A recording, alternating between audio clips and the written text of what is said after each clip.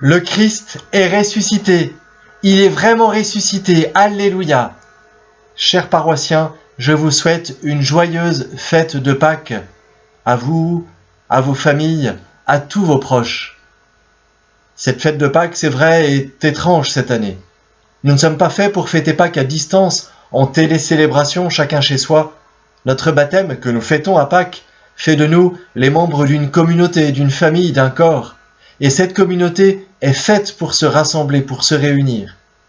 Il m'arrive d'ailleurs de penser à la joie que nous aurons lorsque nous pourrons à nouveau nous retrouver le dimanche, après le confinement. Qu'est-ce que ce sera bien, quelle joie, quelle fête. Mais en attendant, c'est déjà la fête. Aujourd'hui, c'est Pâques.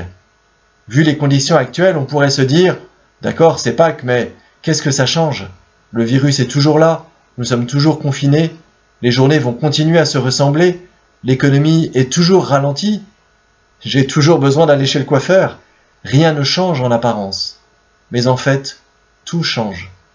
Comme à l'époque de Jésus finalement. Quand Jésus est ressuscité, le monde a continué de tourner. Les hommes ont continué à vivre et à mourir, à faire du bien et à faire du mal. Et pourtant, tout a changé. L'humanité a été renouvelée, transformée de l'intérieur. Le mal et la mort sont toujours là et font leur œuvre, mais nous savons que ce qui est plus fort, c'est la vie, l'amour de Dieu. La puissance du péché et de la mort n'a pas résisté à la puissance de l'amour avec lequel Jésus est mort en portant nos péchés.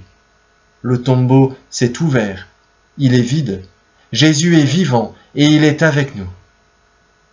C'est vrai que ça ne change pas les événements du quotidien, mais ça change en profondeur la manière de les vivre, la perspective, le regard que nous portons sur notre vie.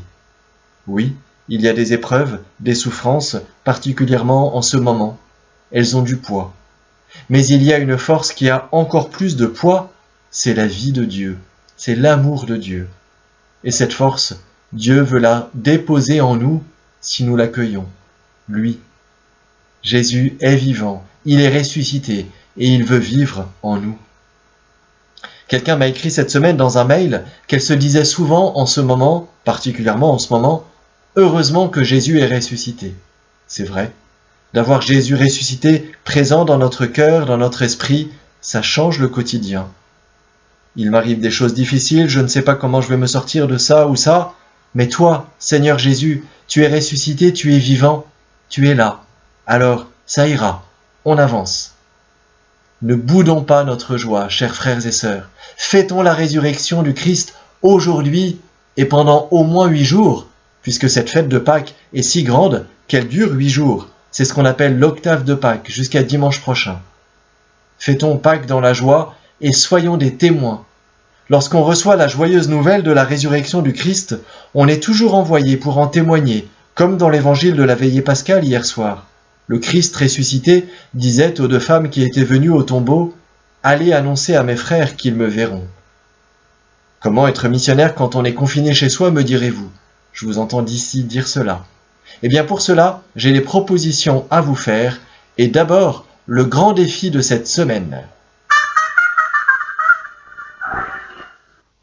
Alors, le grand défi de cette semaine. Nous ne pouvons pas sortir de chez nous, mais nous pouvons téléphoner. Je vous invite donc, que vous soyez seul ou en famille, à utiliser votre téléphone. Voici en quoi consiste le défi. Faites d'abord par écrit une liste de personnes à qui vous allez téléphoner pour partager avec eux la joie de Pâques, leur annoncer que Jésus est ressuscité, ou tout simplement témoigner par cette attention de la grande puissance de l'amour.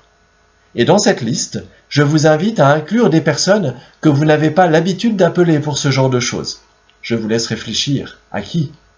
Faites la liste aujourd'hui et donnez-vous le temps de l'octave de Pâques, c'est-à-dire jusqu'à dimanche prochain, pour passer vos coups de téléphone. Pour annoncer la joie de Pâques, je vous invite aussi à décorer les façades de vos appartements, de vos maisons. Vous pouvez faire des panneaux avec écrit « Le Christ est ressuscité » et les laisser au moins pendant les 8 jours de l'octave de Pâques. Enfin, je rappelle le défi que j'ai lancé dimanche dernier aux enfants et aux jeunes. Écrivez des lettres et faites des dessins pour les résidents des maisons de retraite. Nous en avons reçu déjà, nous espérons en avoir d'autres.